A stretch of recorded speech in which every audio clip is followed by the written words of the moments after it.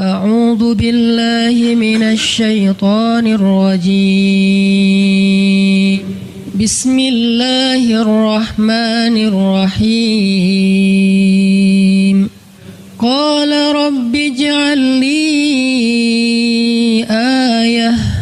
Qala ayatuka alla tukalliman nasa thalatha layalin sawiyya. فخرج على قومه من المحراب فأوحى إليهم أن سبحوا بكرة وعشيا. Berkatalah Zakaria, Rabbi, berikanlah untukku sebuah pertanda bahwa aku akan punya anak laki-laki. Allah berfirman, tanda-tanda bagimu adalah engkau tidak akan bisa berbicara dengan manusia selama 3 malam berturut-turut. Maka keluarlah Zakaria kepada kaumnya dari mihrabnya dan memberi mereka isyarat supaya mereka bertasbih kepada Allah setiap pagi dan petang.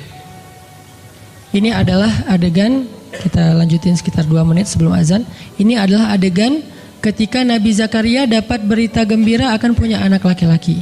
Karena Nabi Zakaria berdoa minta anak laki-laki dari sejak nikah sampai usia 80 tahun. Kurang lebih sekitar 50 tahun berdoa. Lama banget, ya Allah beri anak, ya Allah beri anak. Sampai iparnya udah punya anak keren namanya Maryam. Iparnya adalah Imran. Udah punya anak keren banget, cewek, solehah, dari kecil udah beribadah di Masjidil Aqsa. Zakaria masih minta anak, ya Allah, ya Allah, ya Allah. Sampai puncaknya Zakaria ngelihat Maryam dapat makanan dari langit. Zakaria datang ke mihrab Maryam, terus di situ udah ada makanan yang bukan dibawa oleh Zakaria. Zakaria nanya, "Anna laki hadza ya Maryam?" Maryam dapat dari mana makanan ini? Kata Maryam, "Huwa min indillah, dari Allah," kata Maryam. Gimana caranya? Kata Maryam, Allah punya cara sendiri. Allah yarzuqu may yasha bighairi hisab. Terserah Allah gitu. Masya Allah, Masya Allah. Zakaria kagum sama Maryam. Langsung pergi ke mihrabnya Zakaria, sholat. Dan di dalam sholatnya Zakaria berdoa, hunalika da'a Zakaria rabbah. Di saat itulah Zakaria benar-benar nangis berdoa kepada Allah, ya Allah, Rabbi habli min ladunka dzurriyyatan thayyibah innaka sami'ud du'a. Ya Allah, beri saya anak seperti dia, seperti Maryam. Engkau maha mengijabah doa dan saya enggak pernah berputus asa meminta kepadamu. Udah 50 tahun lebih. Tiba-tiba Allah bilang, ya Zakaria, inna nubasyiruka bi ghulam ismuhu Yahya lam naj'al lahu min qablu samiyya. Zakaria, sekarang kami akan perkenankan doamu, kamu akan punya anak, beri dia nama Yahya. Belum pernah ada anak seperti dia yang soleh di muka bumi. Zakaria kaget, walaupun doa, tapi beliau masih berpikir kayak, gimana caranya saya punya anak? Ini kayak tarik-tarikan antara logika manusia dengan iman. Imannya percaya Allah Maha Kuasa, tapi logikanya gimana caranya? Istri saya sudah tua, saya juga udah tua. Lalu Nabi Zakaria bertanya untuk biar lebih tenang, supaya logikanya nggak ragu lagi. Kalau imannya udah mantap, tinggal logika. Zakaria tanya, beri saya ij'al li ayah, beri saya bukti, tanda gimana cara saya punya anak. Kata Allah, tandanya alla tukalliman nas salatsa layalin sawiyya. Kamu tiba-tiba nggak bisa ngomong. Kamu sehat, kamu nggak punya masalah, tapi kamu nggak bisa ngomong. Mau ngomong tuh nggak bisa. Kamu bisa tilawah, kamu bisa zikir, tapi kamu nggak bisa ngomong. Bisa subhanallah, subhanallah, subhanallah. Bisa alhamdulillahi rabbil alamin. Nggak bisa. Jadi baca Quran, kalau ada Quran, tapi dulu kan Taurat ya. Baca Taurat bisa, zikir bisa, hayya ala sholah, kalau azan ada azannya bisa. Pokoknya semua bisa kecuali mau ngomong tuh nggak bisa. Masya Allah ya, luar biasa. Kenapa? Karena Allah pengen Zakaria zikir aja 3 hari. Jangan ngomong dengan manusia walaupun ucapannya baik, kecuali zikir. Jadi kalau mau ngomong dengan manusia, subhanallah, masya Allah, alhamdulillah, bismillah, cuman gitu doang ngomongnya. Gak bisa, lu mau kemana? Gak bisa. Insya Allah gitu. Jadi cuman bisa zikir. Saking Allah pengen Zakaria menghabiskan 3 hari sebelum Allah tunjukkan keajaiban hanya dengan berzikir. Apa poinnya di sini? Kalau kita pengen ada keajaiban dalam diam, maka isilah diam kita dengan zikrullah. Dan salah satu cara Allah Subhanahu wa taala mendidik Nabi Zakaria untuk menjemput keajaiban itu adalah Allah menyuruh Zakaria untuk diam dan mengisi diamnya dengan zikratullah bukratan wa asiyya, mengingat Allah pada waktu pagi dan pada waktu petang. Artinya diisi dengan zikir. Dan waktu itu Nabi Zakaria menurut ulama tafsir, beliau tidak cacat lisannya, benar-benar bisa ngomong. Hanya tidak bisa bicara dengan manusia tapi bisa berzikir. Jadi beliau bisa zikir, bisa mengucapkan kalimat-kalimat Alkitab yaitu Taurat.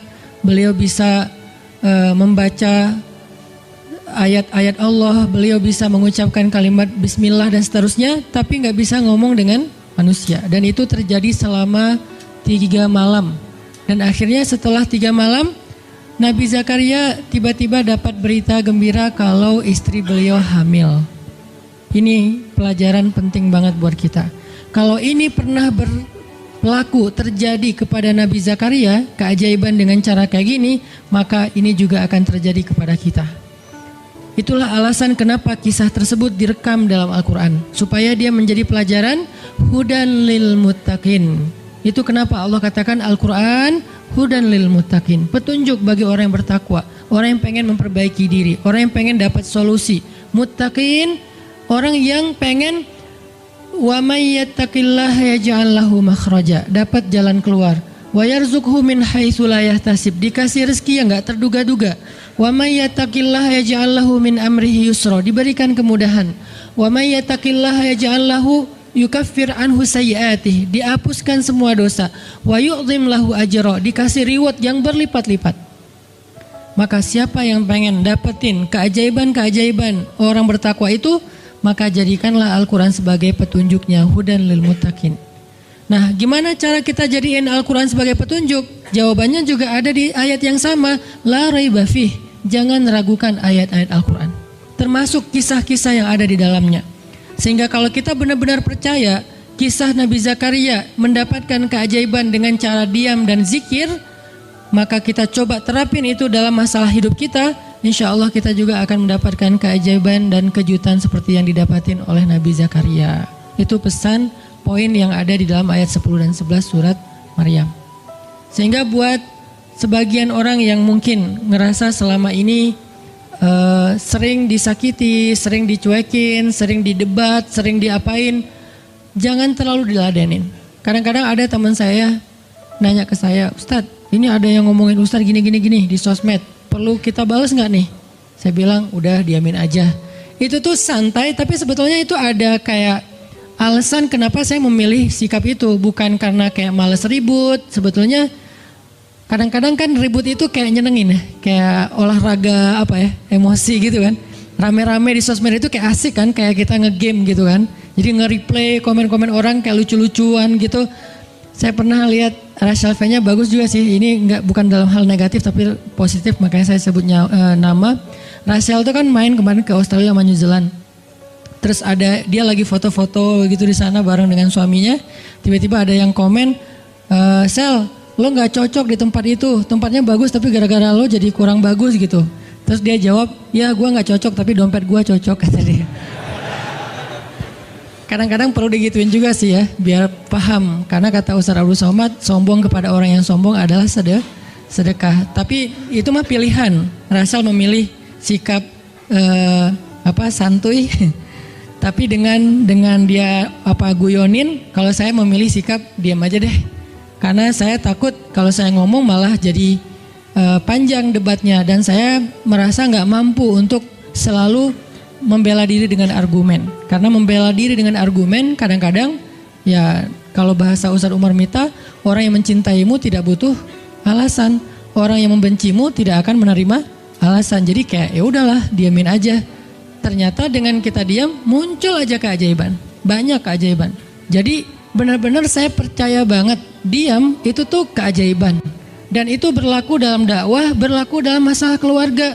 Ketika istri lagi ngambek, dia misalnya komen panjang di sosmed, di WhatsApp misalnya, Dia kayak misalnya namanya juga lagi ngambek ya, ngomong panjang di WhatsApp. Kalau saya sabar untuk diam, itu tuh beres dengan sendirinya dan akhirnya malah lebih baik. Tapi kalau saya kepancing, jadi kita balas-balesan. Sepanjang hari WhatsAppan terus nggak beres-beres, tapi hasilnya makin lama tuh tangan pegel, hati panas. Karena kayak pengen dia balas apa, oh balesin lagi, balas apa, balesin lagi, terus aja gitu habis energi dan kerasa gitu capeknya tuh luar biasa. Tiba-tiba muka jadi lebih tua gitu kan ya, tiba-tiba berkerut semua, terus warna kulit makin doff gitu. Ini gara-gara efek stres kali ya. Jadi intinya adalah jangan diladenin, diamin aja setelah kita klarifikasi fitnah. Kalau itu berbentuk fitnah, tetap kita butuh tabayun, klarifikasi biar tidak menyebar fitnah. Tapi beres klarifikasi nggak usah diperpanjang. Berapa kali mungkin teman-teman ngelihat, mungkin saya pernah nggak ada apa-apanya sih dibandingkan Ustadz Felix. Kalau beliau lebih pro lah dalam masalah kayak gini. Kalau saya beberapa kali dibully di sosmed, pernah nggak saya ladenin? Hampir nggak pernah. Cuman klarifikasi maksudnya, udah beres, diamin aja, diamin. Sepahit apapun, sepanas apapun kalimatnya, yang kadang-kadang Ustadz nggak baca, penasaran soalnya. Kalau kita diam karena nggak baca, mungkin nggak ada challenge-nya kan. Ini baca, komennya semua sampai ribuan itu satu-satu dibaca. Fakuli washrobi wa qarri aina fa imma tarayinna minal bashari ahadan فقولي إني نذرت للرحمن صوما فلن أكلم اليوم إنسيا فأتت به قومها تحمله قالوا يا مريم لقد جئت شيئا فريا يا أخت هارون ما كان أبوك امرأ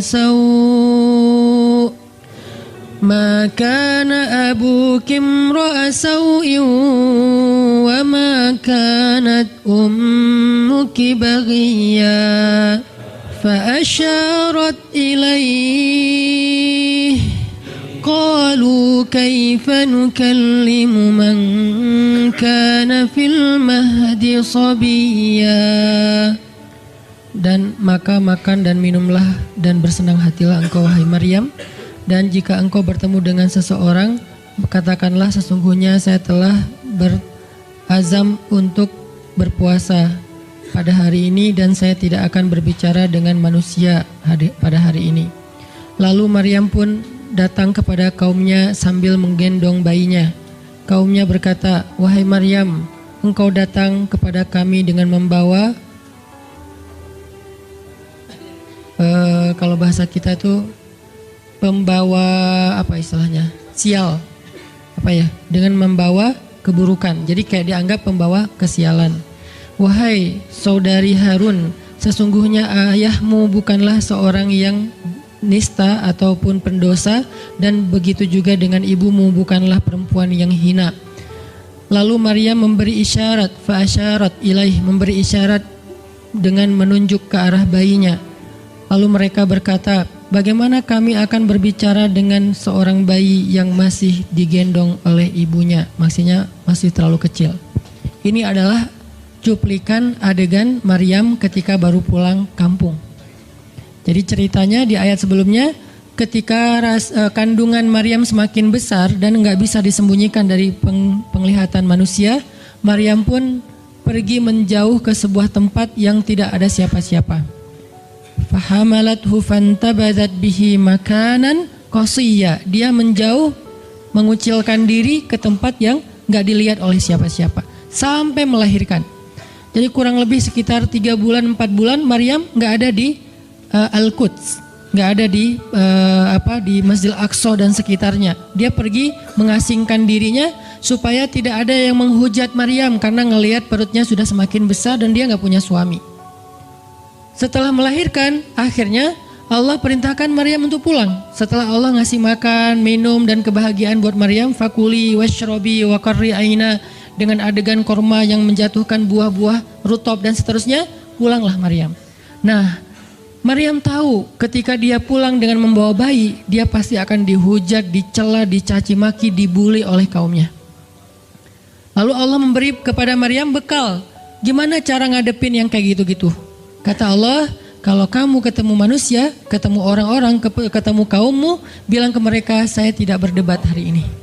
Saya nggak akan berdebat. Jadi dia tetap bisa ngomong. Tapi dia bilang, saya nggak akan berdebat. Saya nggak akan bicara dengan siapapun hari ini, karena saya sudah bernazar untuk diam. Bilang kayak gitu kepada kaummu. Maka fa'atat bihi qaumaha tahmiluh. Maka datanglah Maryam kepada Al-Quds, kepada kota Al-Quds dengan membawa bayinya yang digendong. Datang. Baru dari ujung kota kelihatan Maryam, muncullah orang-orang Bani Israel semuanya rame di pasar-pasar mereka, semuanya menghadang Maryam. Maryam tiba-tiba dihadang di gerbang kota Al-Quds. Gak boleh masuk kota Al-Quds. Tadinya ada yang satu orang lihat, Maryam, Maryam, Maryam. Langsung dia datang ke kota, dia umumkan ke semua orang, wahai Bani Israel, perempuan yang hina yang kita cari-cari sekarang sudah datang membawa bayi haramnya, membawa bayi selingkuhnya, membawa bayi hasil zinanya. Akhirnya orang-orang yang ada di Masjidil Aqsa, yang ada di rumah-rumah, yang ada di pasar, semuanya berkumpul di depan gerbang kota. Menghalang Maryam masuk. Kebayang gak perasaan Maryam? Padahal dia itu lahir di situ, dia beribadah di situ, ayahnya orang situ, ulama pula, pamannya Nabi pula di situ. Tapi dia sekarang dihadang oleh semua penduduk Al-Aqsa, penduduk Al-Quds, Bani Israel. Ketika Maryam mendekat, mereka mengatakan, ya Maryam, laqad ji'ti syai'an fariya. Ini bahasa Al-Quran. Kalau aslinya lebih tercela daripada ini, karena ini bahasa Al-Quran yang tinggi, Allah menggunakan bahasa simbolik saja. Yang terjadi, mereka mencela Maryam. Mereka bilang, Maryam kamu pembawa sial, Maryam kamu perempuan hina, Maryam kamu tukang zina, Maryam kamu selingkuh, Maryam kamu ternyata pelakor, segala macam.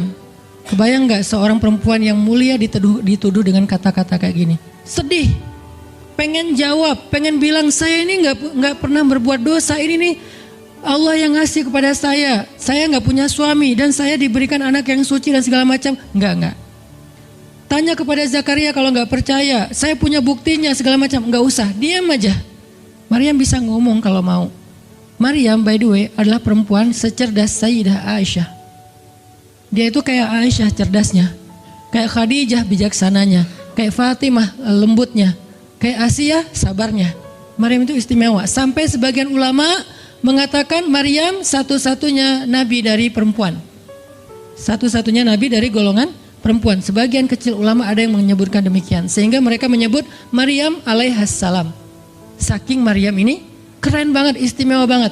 Tapi jumhur ulama sejarah mengatakan Maryam bukan nabi, tapi dia perempuan soleha, orang soleh, bahkan satu dari 4 perempuan sempurna di muka bumi, dan tidak ada yang kelima. Cuman ada 4. Kamula minar rijali katsir, kata Nabi. Laki-laki yang sempurna itu banyak, yaitu para rasul dan para nabi. Walam yakmul minan nisa illa arba'ah. Tidak ada perempuan yang sempurna kecuali 4. Asiyah istri Fir'aun, kemudian Maryam anaknya Imran, kemudian Khadijah istri Rasulullah, dan Fatimah bintu Rasulullah. Artinya Maryam ini istimewa banget. Dia kalau mau argumen, dalilnya lebih banyak daripada para rabi-rabi Yahudi yang ada di situ. Karena ketika Maryam dulu berkhidmat di Masjid Aqsa, Maryam itu nggak belajar seperti yang lain-lain. Karena kan dulu orang Bani Israel itu paling anti sama cewek ya. Buat mereka perempuan itu kasta kedua. Seolah-olah perempuan itu nggak punya hak yang sama dengan laki-laki. Laki-laki punya hak belajar di Masjid Aqsa, perempuan nggak boleh. Ini kesenjangan gender di masa Bani Israel dulu. Jadi kalau ada yang mau nuduh Islam sebagai tidak memperhatikan masalah gender, dia harusnya baca sejarah. Justru Islam, Al-Quran, Taurat, Injil mengangkat perempuan untuk setara dengan laki-laki. Awalnya perempuan itu hina di masyarakat Bani Israel, dianggap pembawa sial. Sampai masyarakat jahiliyah sebelum Islam datang, apa yang terjadi dengan bayi perempuan? Dibenamkan dalam pasir hidup-hidup, dibunuh, dilempar dari bukit supaya mati langsung seketika. Kenapa? Termasuk Umar pernah membunuh bayi perempuan. Umar radhiyallahu an. Kenapa dia sedih banget? Karena dia ingat masa lalu ketika dia pernah membunuh bayi perempuan. Kenapa mereka membunuh bayi perempuan? Karena dianggap perempuan ini membawa sial. Tapi datang Islam mengubah tradisi itu. Mengubah persepsi publik. Yang tadinya perempuan dianggap hina, dalam Islam dikatakan surga ada di bawah telapak kaki ibu. Muncul harga diri perempuan naik. Apalagi sebaik-baik kalian yang paling baik untuk istrinya dan aku yang paling baik untuk istriku di antara kalian. Muncul lagi hadis, kalau seandainya laki-laki mau bersabar terhadap istrinya, maka harusnya dia bersabar 70 kali sehari kalau dia disakiti oleh istrinya. Yang ke-71 baru dia boleh marah. 70 belum boleh marah. Jadi perempuan, ibu-ibu, istri kalau mau bikin suaminya sebel sampai 69. Atau 70 boleh lah. Tapi yang ke-71, nah ini udah layak dimarahin. Tapi kan gak pernah ada sampai 70 kan. Paling juga 10%-nya lah 7 kali sehari. Dan itu istiqomah setiap hari. Hari ini kok kamu gini lagi sih, kemarin udah beda hari. Jadi beda hitungannya, 0 lagi mulai dari awal. Tapi nanti ada hadis penyeimbang. Nabi itu kan bijaksana banget. Yang diajarin bukan cewek doang, cowok juga diajarin.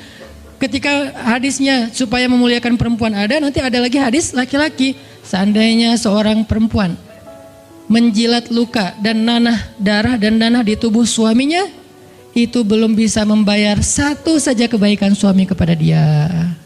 Jadi menjilat lukanya aja belum bisa bayar kebaikan, terus ngapain marah-marah coba. Sehingga dua-duanya ada nasihat untuk suami. Kalau istrinya lagi ngambek, namanya juga lagi sedih, ya udah kamu sabar aja 70 kali.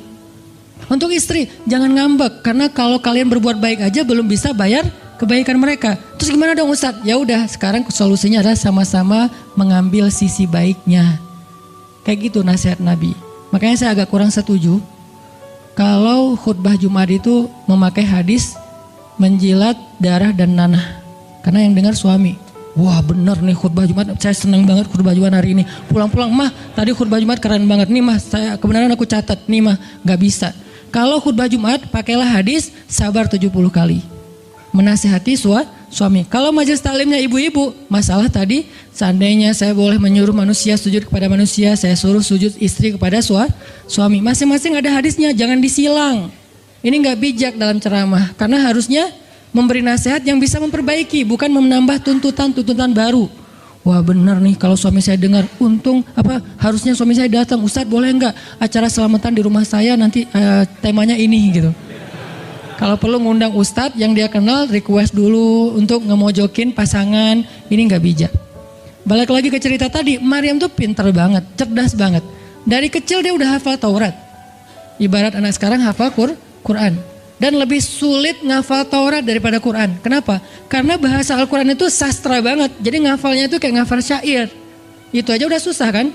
Kebayang gak ngafal Taurat? Lebih sulit lagi tuh. Dan Maryam dari usia di bawah 5 tahun udah khatam Taurat. Udah tahu tafsir Taurat. Usia 7 tahun. Bahkan saking keren dan pinternya Maryam, kadang-kadang ketika Maryam ngobrolin tentang Taurat sama Zakaria, itu Zakaria sampai geleng-geleng kepala. Maryam, gitu maksudnya? Sampai nanya ke Maryam. Gitu maksudnya. Maryam ngomongnya ke Zakaria udah kayak ngajar gitu. Saking pinternya Maryam. Jadi hadis-hadis Zakaria Maryam hafal. Kan para anbiya tuh punya hadis kan. Hadis Zakaria dihafal oleh Maryam. Tauratnya Musa dihafal oleh Maryam. Kebijaksanaan para nabi dihafal oleh Maryam. Dia dari usia 10 tahun itu udah jadi ulama besar Maryam.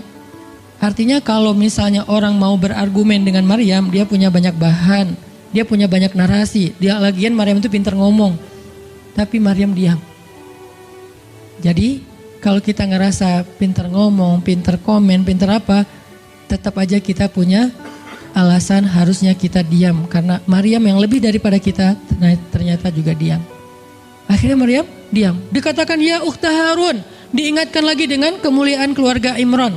Ya ukhta Harun ma akana abuki imra'asau wa ma kanat ummuki baghiya. Ayah kamu itu Imran loh Maryam, kamu enggak malu punya bayi di luar pernikahan sementara keluarga kalian itu keluarga baik-baik. Apa kamu tega menyakiti ayahmu, mencoreng nama besar dan nama baik keluarga besarmu dan seterusnya. Maryam makin luar biasa, panas banget, sedih banget. Dan Maryam itu yang lebih berat lagi teman-teman. Mungkin kalau kita digituin agak kebal ya. Terutama cowok lah. Cowok kalau digituin agak kebal karena emang kurang berperasaan sih kalau cowok ya. Coba lihat dari angle cewek. Cewek itu lebih peka loh dari kita. Kita mah mungkin lebih mudah lah diam. diomelin, diam aja. Karena kita kan orangnya agak santuy gitu kan. Kalau cewek tuh nggak bisa gitu. Makanya lihat angle ini dari angle cewek. Kalau tadi Zakaria, sekarang Maryam. Dan Maryam lebih peka daripada semua cewek yang ada di muka bumi. Lebih perasa lagi daripada perempuan yang ada di muka bumi. Sangat-sangat pemalu. Saking pemalunya, ketemu cowok keren, ta'awuz coba. Cewek itu perasaannya lebih dalam daripada kita. Jadi kalau misalnya cewek-cewek, Maryam tuh gak punya, ketemu cowok keren aja dia ta'awuz. Siapa cowok keren yang ditemui Maryam? Jibril. Gabriel loh yang ditemuin. Dan waktu itu Jibril menjelma. Apa? Fatamatsala laha basyaran sawiyya. Jibril menjelma sebagai basyaran sawiyya. Allah yang ngomong tuh, cowok keren. Allah yang bilang keren. Kalau kita merasa udah paling keren, menurut Allah biasa-biasa aja. Karena Allah pernah menciptakan Yusuf, Allah pernah menciptakan Muhammad, Allah pernah menciptakan Yahya. Kita merasa paling keren, Allah pernah menciptakan Sarah, perempuan paling keren juga, Aisyah, Fatimah. Jadi buat kita kayak udah kegeeran paling keren se-Bandung gitu kan ya. Menurut Allah mah biasa. Kalau Jibril, Allah sendiri yang bilang dia tuh emang keren. Jibril emang bukan malaikat, tapi kalau ketemu manusia, kecuali para nabi, Jibril itu menjelma sebagai manusia. Supaya tidak terlihat wujud aslinya. Karena gak kuat orang ngelihat wujud aslinya Jibril. Nabi Muhammad aja pertama ngelihat Jibril dengan wujud aslinya pas di Gua Hira itu lari tuh. Takut, saking ngerinya Jibril tuh. Jangankan manusia, malaikat aja segan sama Jibril. Jibril lewat, malaikat gak berani malaikat. Kenapa saya bilang kok disegani? Allah yang bilang di Al-Quran, dia itu malaikat yang disegani. Dzu mirratin. Dzu mirrah kalau bahasa kita, malaikat yang sangat berwibawa. Sehingga di antara malaikat aja gak ada yang sembarangan bicara sama Jibril. Mau bicara sama Jibril kayak, aduh segan, malu, gitu malaikat. Cuman gak pakai, itu mah Sunda ya. Pokoknya malaikat mah gak berani ngomong sama Jibril saking segannya. Kenapa? Gagah banget wujud aslinya. Ketika dia membentangkan sayapnya, itu sayap menutupi timur dan barat. Jadi matahari, bulan, bintang udah gak kelihatan. Yang kelihatan cuma Jibril dengan keagungannya. Itu belum Allah ya, baru ciptaan Allah. Jibril, salah satu makhluk Allah yang paling agung. Sehingga saking kerennya Jibril, Allah gak menyebutnya dengan nama malaikat. Padahal golongannya malaikat, tapi Allah menyebutnya dengan Ruhul Quds, Roh Kudus, yaitu Jibril. Nah ketika ketemu dengan Maryam, Jibril bermisal itu menjelma sebagai basyaran sawiyah, cowok keren banget. Saking kerennya Jibril, Umar aja terkesima ngeliat Jibril. Pernah Jibril datang ngajarin iman, Islam, ihsan kepada Nabi Muhammad. Dan Umar ngelihat Jibril terkesima, gak bisa ngomong, diam aja. Benar-benar speechless banget nih Umar. Jibril udah pulang, baru Nabi nanya, Umar tahu gak itu siapa? Hah, apa Rasul? Gitu. Saking masih kayak terkesima, apa Rasul? Tahu gak barusan siapa? Siapa ya Rasulullah? Saya gak kenal orang itu, kok keren banget. Kata Rasul, itulah Jibril. Masya Allah, itu Jibril. Ya Alhamdulillah bisa ngeliat Jibril langsung, tahu gitu tadi. Gitu ya. Kalau bahasa kita mah udah langsung pengen foto-foto kan sama Jibril. Kebayang gak cowok sekarang lihat Jibril? Baru lihat apa artis Korea aja kita udah kayak gimana kan, BTS atau apa, udah segala macam, udah guling-guling, udah gigit jari. Baru BTS doang. Kadang-kadang gak ngeliat BTS langsung, cuma lihat di TV doang udah aku gak bisa gini, aku gak bisa gitu kan ya. Belum ketemu Jibril loh. Jadi gak ada lah artis sekarang Jibril. Baru Yusuf aja udah pada ngiris tangan, belum malaikat. Sampai ketika cewek-cewek ketemu Yusuf, mereka bilang apa? Ini bukan manusia, ini malaikat. Jadi gantengnya Yusuf tuh bukan ganteng-ganteng apa? Itulah. Ganteng kok hewan gitu kan. Ini ganteng-ganteng malaikat. Belum ada tuh film atau sinetron itu. Yusuf itu ganteng-ganteng ganteng-gantengnya tuh malaikat. Levelnya tuh level malaikat. Jadi kalau ada Jibril, ada Yusuf kayak, nih yang mana Yusuf, mana Jibril ya? Keren dua-duanya. Nah Jibril datang ketemu Maryam bukan di atas panggung rame-rame. Berdua coba, intimate banget kan? Kalau di atas panggung teriak-teriak gak keren lah, biasa aja. Ini tuh berdua, private banget. Di satu ruang kecil, berdua gak ada yang tahu. Tiba-tiba Jibril berdiri di depan Maryam, senyum dengan khas senyumnya malaikat yang mematikan gitu. Maryam pas buka mata lagi zikir ngelihat Jibril depan matanya keren banget. Langsung Maryam bilang apa? A'udzubillah. Cie, wibawa banget kan Maryam. A'udzubirrahmani minka in kunta taqiyya. Jadi emang elegan sih orang-orang soleh itu. Dia langsung nunduk, dia bilang a'udzubirrahmani minka in kunta taqiyya. Aku berlindung kepada Allah yang Maha Rahman. Kenapa ngomongnya Rahman? Karena keren. Kalau enggak keren, a'udzubillah. Karena keren, a'udzubirrahman. Tapi masih ta'awuz, cuman pakainya Rahman karena Allah tuh Maha Pengasih yang udah bikin kamu tuh keren. Diksinya luar biasa ya. Maryam nggak bilang auzubillahi minasyaitonirrajim. Enggak, ini enggak layak dibilang syaitan, ini terlalu keren. Jadi nggak bisa auzubillah, auzubirrahman. Berarti Maryam itu pinter. Sampai dia bisa memilih diksi Asmaullahil Husna. Dia nggak pakai diksi Allah, dia pakai diksi Ar-Rahman. Karena yang datang itu wajahnya tuh wajah orang baik, tapi keren. Akhirnya auzubirrahmani minka in kunta taqiyya, kata Maryam. Jibril juga elegan, faham maksud Maryam. Maksudnya, kamu siapa? Itu pertanyaannya. Maryam gak nanya, kamu siapa ya? Enggak gitu. Kan kayak culun-culun, kayak caper gitu kan. Kamu siapa ya? Aku ada salah sama kamu. Enggak gitu sih Maryam ngomongnya. Saking elegannya Maryam, dia nanya kamu siapa tapi pakai kalimat zikir. Keren gak sih? Kita kadang-kadang zikir A'udzubirrahmani minka in kunta taqiyya. Artinya apa Mbak? Sama-sama gak elegan ya. Kalau Maryam sama Jibril dua-duanya elegan. Bahasa orang elegan tuh emang banyak kode sih.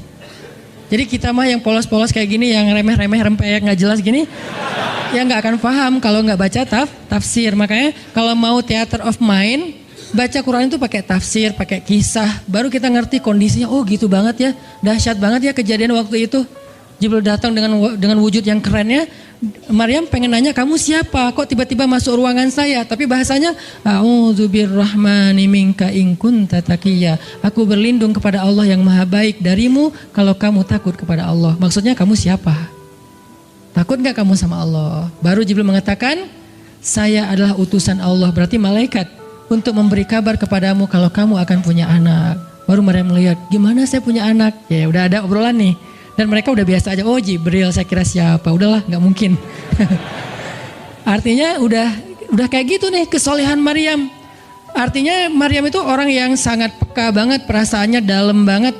Terus nanti ketika Maryam melahirkan anak, tahu nggak kata-kata Maryam apa? Ya laitani mittu qabla hadza wa kuntu nasyam mansiya. Saat Maryam merasakan sakitnya kontraksi, mau melahirkan Isa, Maryam itu sambil kontraksi sambil bilang, ya laitani mittu qabla hadza wa kuntu nasyan mansiya. Aduhai seandainya saya mati aja sebelum kejadian ini dan saya dilupakan oleh manusia seolah-olah saya tidak pernah ada. Kenapa Maryam ngomong kayak gini? Maryam ngebayangin betapa malunya dia nanti kalau harus membawa bayinya ketemu Bani Israel yang pada bawel. Bani Israel itu terkenal kaum yang paling bawel. Bawelnya banget. Kalau kita baca Al-Baqarah itu isinya kebawelan Bani Israel. Kata Nabi Musa, sembelihlah Al-Baqarah. Al-Baqarah itu kan banyak, yang warna apa? Cari yang warnanya bersih. Yang bersih kan juga ada belang-belangnya nggak dikit. Terus yang beratnya berapa kilo, yang dari mana, dari Bali atau NTB atau dari mana, bawel banget. Udahlah cari aja seekor sapi, sembelih beres. Tapi nanya lagi, bertele-tele. Itulah Bani Israel. Dan Maryam tahu banget karakter kaumnya. Jangankan dengan fitnah kayak gini nih, ketemu Nabi yang udah menyampaikan hal yang benar aja, itu di debatnya tuh habis-habisan. Apalagi dengan kondisi Maryam. Makanya Maryam takut banget, dia nggak kuat menanggung malu. Kalau kita mungkin masih kuat lah nanggung malu. Kadang-kadang malah malu-maluin gitu kan. Kalau Maryam nggak kuat nanggung malu, berarti orang yang seperti ini harusnya kan berat banget untuk diam kan. Nggak akan kuat diam, harusnya dia ngomong gitu, dia belain diri. Tapi Maryam itu sisi lainnya adalah perempuan yang mukminah, siddiqah, sangat yakin sama Allah. Allah suruh diam, ya udah diam. Gimana pun dihujat, diam. Kata Allah diam. Ya Allah, mereka bilang saya tuh berzina, diam. Ya Allah bilang ini anak haram, ini anak saya nih, anak yang mulia. Anak yang satu-satunya ketika lahir nggak disentuh setan di antara manusia loh. Satu-satunya manusia ketika lahir nggak disentuh setan. Nabi Muhammad setannya malah diislamkan. Beda, kerannya itu beda. Kalau Isa nggak disentuh setan. Kalau Nabi Muhammad setannya malah masuk Islam. masing-masing punya keistimewaan lah. Tapi satu-satunya manusia yang lahir nggak disentuh setan, cuman Isa. Kita semuanya pernah disentuh. Lahir langsung. Apa sih lo datang-datang ke dunia nggak nama-namain kerjaan gua gitu kan.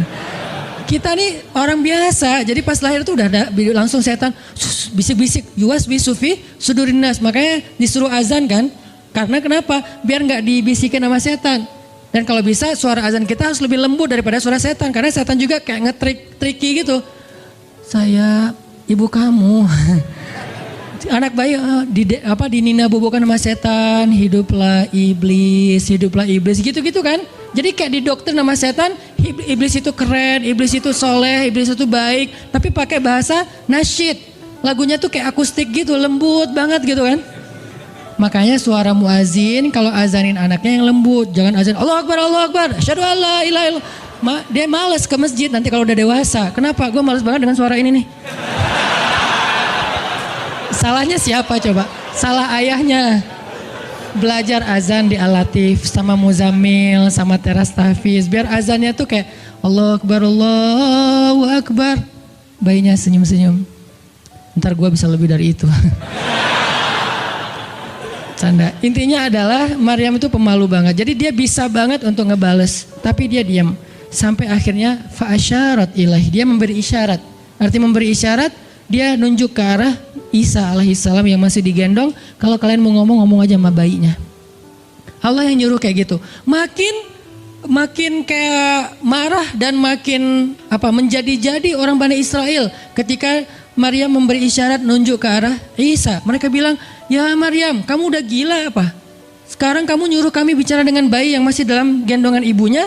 Benar, Maryam tuh ternyata udah stres gila. Dia gara-gara ditinggal sama selingkuhannya, sekarang dia jadi orang gila. Wah, luar biasa tuduhan kepada Maryam. Maryam diam aja, sedih, nahan air mata. Tapi bukan emotikon yang menggenang air mata di sini ya. Nahan aja air mata sampai kemudian Allah datangkan keajaiban, jadikan bayinya bicara. Qala Isa bicara. Panjang lagi omongannya Isa. Ibuku ini baik, ibuku begini-begini, saya itu hamba Allah, saya itu anak yang suci, saya itu begini-begini, sampai beres. Baru mereka pada pulang karena mereka merasa terbantahkan semua tuduhan palsu mereka kepada Maryam.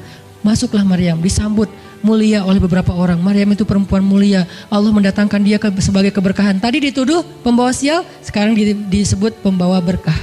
Mulailah Maryam terkenal.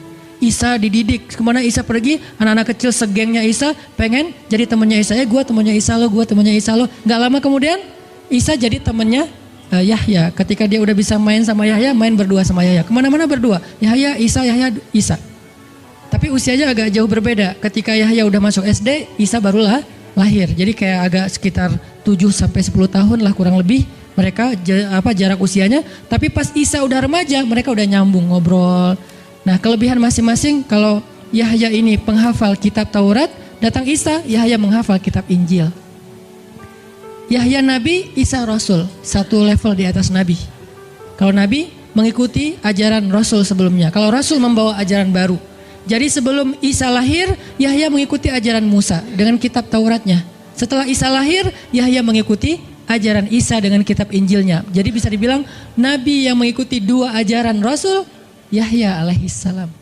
Dia menghafal dua kitab suci sekaligus, Taurat dan Injil. Perempuan Maryam radhiyallahu anha, dia menghafal kitab Taurat dan Injil dari anaknya sendiri.